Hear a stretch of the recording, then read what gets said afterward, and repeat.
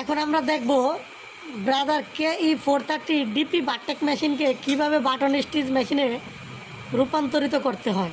এটা একটা বাটেক মেশিন, আমরা এটাকে বাটন স্টিচ মেশিন করব। দেখেন প্রথমে পাওয়ার দিব, পাওয়ার দেওয়ার পরে এখানে এই যে বাটটেকের মডেল শো করছে, দেখেন এটা বাটটেকের মডেল শো করছে।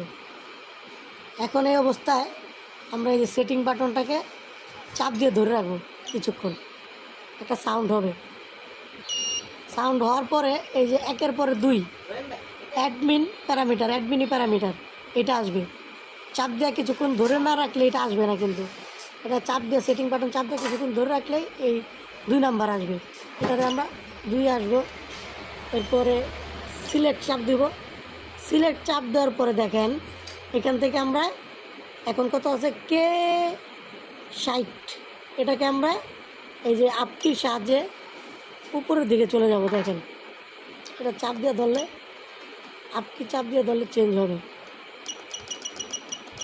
অলরেডি চেঞ্জ হচ্ছে। এই দেখেন 850 নাম্বার যে মেমোরি সুইচটা আছে, মেশিন টাইপ, এই টাইপে যায় এখানে -3 আছে। এটাকে আমরা চেঞ্জ করে দেবো হচ্ছে প্লাস মাইনাসের সাহায্যে। একটা জিনিস খেয়াল রাখবেন, এই আপকির সাহায্যে চেঞ্জ হবে হচ্ছে এই memory number, program number change হবে। আর প্লাস মাইনাসের সাহায্যে এটার যে ভ্যালু আছে এটা চেঞ্জ হবে।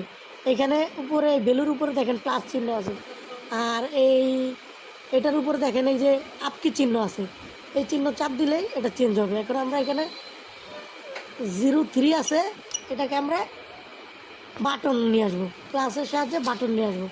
আনার পরে কী করবো, আমরা সিলেক্ট চাপ দেব।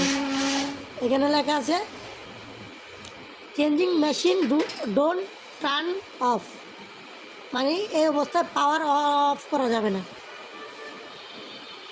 পাওয়ার অফ করার জন্য মানা করতেছি। আমরা একটু ওয়েট করব। এই যে ইনিশিয়ালাইজেশন, এখন পাওয়ার অফ করতে হবে। এখন পাওয়ার অফ করে দেখেন আমরা পাওয়ারটা অফ করে দিলাম। এখন আমরা পাওয়ার দিব, কিছুক্ষণ ওয়েট করে পাওয়ারটা দিব। দেখেন পাওয়ার দিলে কি হয়,